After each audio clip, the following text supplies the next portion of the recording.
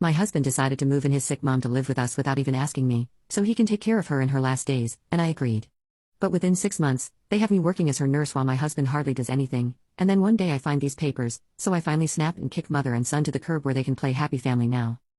So about 6 months ago, my husband, 42, male, decided that he was going to have his sick mother, 67, female, move in with us. And the best part of that was that he didn't even think that it was important to consult me before making such a huge decision. Even back then, I gave him the benefit of the doubt because he is a single child and my mother-in-law is a widow. So she didn't exactly have anybody else to take care of her. And she used to live all by herself before she moved in with us a couple of weeks before she moved in. And the reason my husband thought he needed to take care of her was because she had somehow contracted hepatitis A and was finding it difficult to take care of herself. She had fallen really ill, and after a couple of days in the hospital, my husband decided to move her into our house without even checking with me first. Honestly, it was not a problem for me that she had been moved into our house. My problem was that he didn't even think that it was important to ask me. And we had a couple of fights about that in the initial stages. But eventually, I tried to understand his position, and I agreed to let her stay with us until she got better. A huge part of the reason that I agreed was that he had told me that his mother was already diabetic and suffered from chronic osteoarthritis. So it's not like she was in the pink of health. Apart from hepatitis, she had COVID. And if something happened to her and he wasn't there to take care of her, he would never be able to forgive himself, since she was already pretty aged and he wanted to be a good son to her and take care of her in her last days. That really touched me and I put myself in his shoes. After which, I decided to accept his decision. Besides, my husband, 36, female, and I have been together for 5 years, married for 3, and I've had a good relationship with both him and my mother-in-law so far. I used to get along quite well with my father-in-law as well until he passed away last year. So we had a fairly normal relationship and I thought that I could overlook this one incident, which I didn't think was right. But after he moved his mother in with us, things started changing rapidly and I could barely keep up. All of a sudden, I was expected to do twice the work because I worked from home but my husband has to go out. I had assumed that he would eventually hire a nurse and I would only have to take care of my mother-in-law while staying back home for a couple of days at most. However, when I discussed it with him, he told me that he had no intention of hiring a nurse for his mother because he thought it would be a waste of money since I was going to be at home anyway. And if his mother needed anything, she could just call out to me. He believed that having a nurse would be pointless. And even though both of us make a decent income, he was being weirdly stingy about the whole situation, and that did not sit right with me. We had had this discussion almost 2 weeks after his mother had moved in with us. And by then, I had already started feeling exhausted because of all the pressure that was on me. Not only would I have to work professionally, but I also ended up having to help my mother-in-law with almost everything because she was so weak. I had to feed her, I had to walk her to the bathroom whenever she needed to use the loo, and I even had to do all my household chores alongside that. The worst part was cooking 2 separate meals, one for my husband and me and the other for my mother-in-law because she couldn't have the kind of food that we were having. It had started to tire me out. And when I brought it up with my husband, I expected him to be sympathetic towards me. But instead, he told me that I just had to deal with it because we couldn't afford to spend money on things we didn't need, like the services of a nurse. And he kept bringing up the fact that I work from home, so it would be easy for me to take care of my mother-in-law. I just had to set my mind to it. I don't think he realized that even though I do work from home, it's still work. And it was impossible for me to do everything all at once. So we got into a couple of really big fights. And I guess that's when things really started going downhill with us because he refused to understand what was going on with me. And I just felt helpless because I couldn't just abandon my mother-in-law after how nice she had been to me all along. After every fight that I would have with my husband, I would still go back to taking care of her. And she would try to console me, would always be on my side, which is what made it harder to leave. Because even though I had developed an emotional bond with her, I guess I should have known that it was all fake. Because even though she would always tell me that I was right, she never told her son that, which would have solved a lot of issues. At one point, I threatened to divorce him. But after that, he started trying to pacify me because he realized I was serious. After that, he started trying to come to a common ground with me. And eventually, it was decided that he would take over more household chores and try to relieve me of my duties at home so that I could at least take care of his mother. It wasn't ideal, but at least it was something. So I decided to settle for it. And that was another mistake that I made because even though he helped me out and stuck to his word for the first couple of months, soon he started slacking off and I was back to my old routine. Eventually, my mother-in-law's health did start getting better, but it wasn't good enough for her to help me out around the house. It was just really frustrating. And for the past couple of months, I've been fighting with my husband more frequently. The only reason I had been holding on was because I loved him. And no matter how much we would eventually make it up to each other, he would apologize for everything that he did wrong and promise that he would try to change. And then for the next couple of weeks, he would actually change. But then slowly, it was back to our old cycle.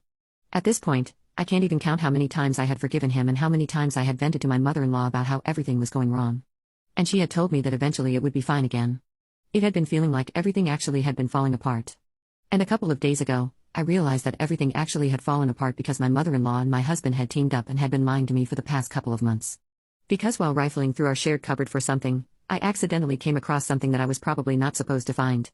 My husband had definitely hidden it because otherwise, I can't think of a single reason he would put away medical records of my mother-in-law in a duffel bag and push it to the very back of our cupboard where it was unlikely to be found. I couldn't understand most of it, but I did see the dates. And call it intuition or whatever, but I just knew that something was off about this whole situation. So I decided to take a couple of pictures of those papers and I sent them to my cousin who happens to be a doctor. I waited for a couple of minutes for a response, and then I found out that the papers that I had come across were the results of some tests. And basically, my mother-in-law had been given a clean bill of health from the date I deduced that it had been almost 2 months since these results had come back. And my husband hadn't even bothered to tell me about it. Let alone my husband, not even my mother-in-law had told me anything about it. Even though I'm pretty sure that she knew that she was back to normal now. The whole thing just made me really mad because like a fool, I had still been running after my mother-in-law, doing everything for her so she wouldn't have to exert herself. After finding out those papers, I decided to go for a drive to clear my head. And I left my mother-in-law alone at home because I knew she was perfectly fine and she would be able to take care of herself. It was only the hepatitis that we had actually been worried about. She had been dealing with diabetes and arthritis for a really long time. So she would be just fine by herself. An hour later, my husband finally came back home that day. He started calling and texting me about my whereabouts, seeming pretty upset that I had just left his mother alone at home and gone out without even informing her. He demanded that I come back home so we could talk about how irresponsible I had been. That's what made me even more mad. I decided to go back home immediately so I could confront him. That's exactly what I did. As soon as I walked in, before he could even say anything, I told him I knew for a fact that his mother was perfectly healthy now and that the two of them had been hiding it from me for the past 2 months. I told him I wouldn't have had any issues taking care of his mother anyway, but I had a problem with the fact that he had been lying to me. It hadn't just been a recent development, he had been lying to me from the very beginning, right from when he moved his mother in with us. According to me, even hiding the truth is a form of lying. He knew for a fact that he had been planning on moving his mother in with us, but yet he didn't tell me anything about it until it was already done so I wouldn't even be able to change it. He was pretty speechless. I guess he had no idea that I had found those papers. At first, he tried to deny it and told me that I had lost my mind and I had no idea what I was talking about. He was obviously trying to gaslight me, so I threw those results towards him and then I told him that he had just blown his last chance to apologize to me and try to make things right. After this, there was no going back because he had betrayed my trust for the last time, and I wanted to get out of my house. That's the point at which I guess I realized his mistake. Then he started begging me to forgive him and told me that he was just about to tell me, but he just didn't know how to because he knew that I was not happy with this arrangement. But he didn't want me to make his mom leave, so he had been really confused and that's why he had been holding off on telling me the truth. He was sorry about all of it, but at that point, his apologies meant nothing to me because I had had it. It was bad enough that he had been lying to me, it was even worse that his mother had also been lying to me after all that I had done for her. When I asked him if his mother knew that she was completely fine, he didn't even deny it. That's when I told him that I wanted both of them to get out. I had the right to kick them out because technically, this house is mine. My grandparents had left it to my mother, who had then had the title transferred to me. My husband had moved in with me after we started dating, so I had every right to ask him to leave. But then he started crying and told me that he had nowhere to go and neither did his mom because apparently, he had sold her house a couple of weeks after she moved in with us. I was shocked to my core because the fact that he had sold the house meant that he had been sitting on a pile of money from that sale. I knew for a fact that his mother's house was in good shape and in a nice neighborhood, so it must have sold for a decent amount of money. And in spite of that, I had been slogging like a fool because he was too much of a miser to spend some money on hiring a nurse for his own mother. I couldn't take it anymore after that, and I told him that I wanted him out that very instant. I didn't care where he and his mother went, I just wanted them to leave the house. You tried to reason with me, but I just kept screaming at him. And after a while, he had to give up. Even his mother tried to come to talk to me so I would come down, but I didn't want to hear any of them out. I screamed at her as well and forced both of them to leave the house that day. Since then, I haven't heard from either of them, and I've already spoken to an attorney because I definitely plan on getting separated from him. But the only thing that I'm still doubtful about is whether I did the right thing by kicking them out that day, since a couple of people have been telling me that it was quite harsh of me to take my mother-in-law out knowing that she's quite old. I know that, but I also know for a fact that her son is with her, so it's not like she's going to be in any trouble. And they have money, so I'm sure they'll make good use of it. However, even then, I'm having second thoughts about what I did, and I'm not sure if I should reach out to my mother-in-law and apologize to her or not. So, am I TA for kicking my husband and mother-in-law out of my house? Edit, okay, so these people that I had been referring to in my original post are actually my own family. It's my parents and my older sister, and I really take them seriously, which is why I've been feeling crazy about what I did. On one hand, I know for a fact that what they said is true. It might have been quite harsh. But on the other hand, I also don't think what I did was inherently wrong because I had been forced to take such an extreme step by them. My parents and my sister both know what I have been through in the past couple of months, and the fact that they still have this opinion. I don't know, it just seems very weird. But I didn't want to discredit it and go on claiming that I was right without thinking about this critically, which is why I had come here to Reddit. Update 1. So, it's been a couple of days, and since most of you guys believe that I did not do anything wrong by kicking both of them out to the curb, I have decided that I'm not going to be apologizing. I've also spoken to my family about what they said about me being too harsh on them and told them that after what I have been through, I really don't think I was too harsh. I think I was reasonable enough, and I had been for a really long time. But now, expecting me to be nice to them was as bad as asking me to be cruel to myself. So, I had a bit of an argument with them because they don't have the same opinion as me. And it's kind of sad because right now, I feel really lonely because I feel like I'm on bad terms with all the important people in my life. But it's fine. At least I know I'm being nice to myself, and I'm doing what's right. And at least all my friends are still by my side because after I told them what had happened, they told me that if they had been in my place, my husband and my mother-in-law would have been out long ago simply because of how badly they've been treating me. They told me that I love my husband and they knew it, which is why I had put up with this behavior for so long. But now, I was right to have done what I did, and I'm going to stand by that no matter who is against me anyway. In my original post, I mentioned that I had gotten in touch with an attorney, and recently, I filed for divorce.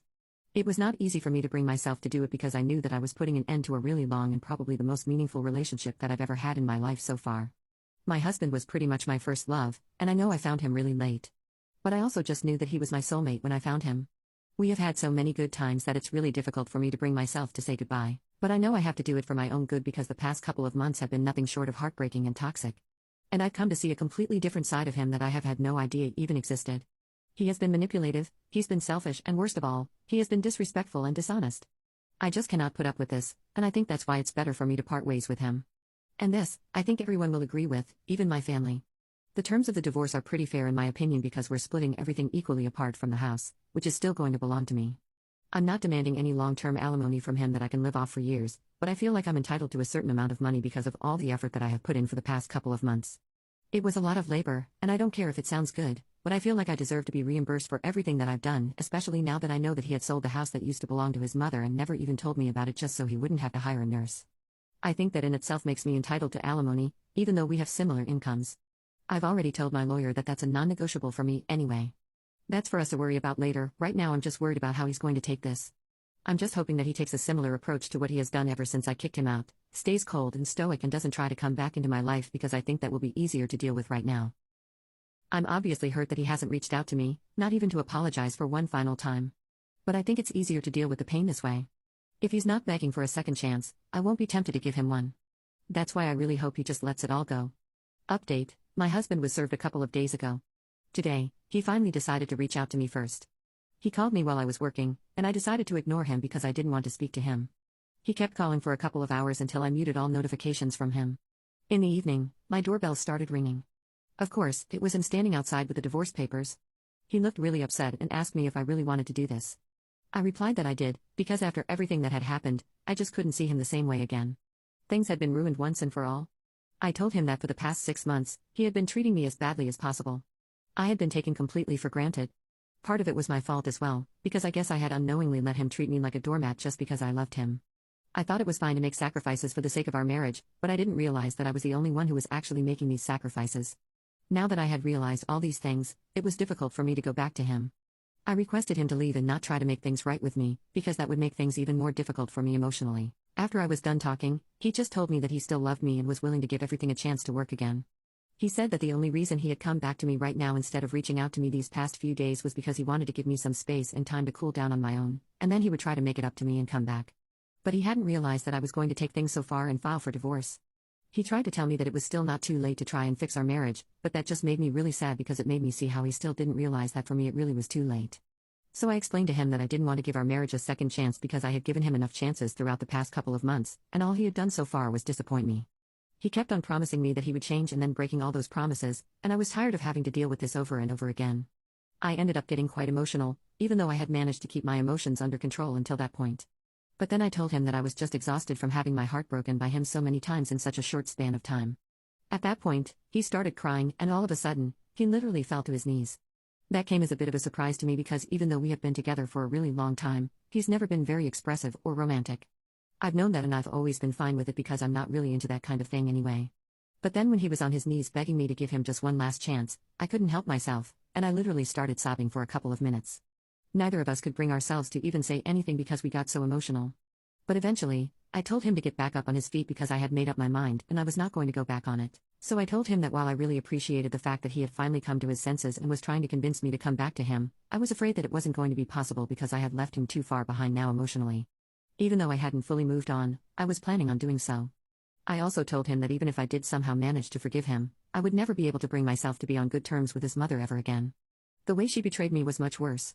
She and I had spent the entire day together for the past 6 months, and at least I was still fighting with my husband. But she had faked it all along while pretending to be on my side.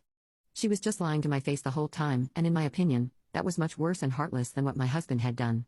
So I could never bring myself to be nice to her after this. I didn't want to be the kind of wife who makes her husband choose between his mother and herself, because that way he would only end up resenting me, and I didn't want that. But he still didn't leave. He kept trying to convince me that there was still a way that we could make this work and that it didn't have to end this way. But eventually, I convinced him that this is how it was ending whether he liked it or not, and I wanted him to leave instead of making this more difficult than it has to be. So after a while, he finally walked away, and both of us were still crying. But at least we got the closure that we needed.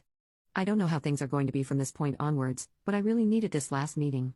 I don't know how to explain it, but it really made me feel considerably better because I feel like I got a lot of things off my chest.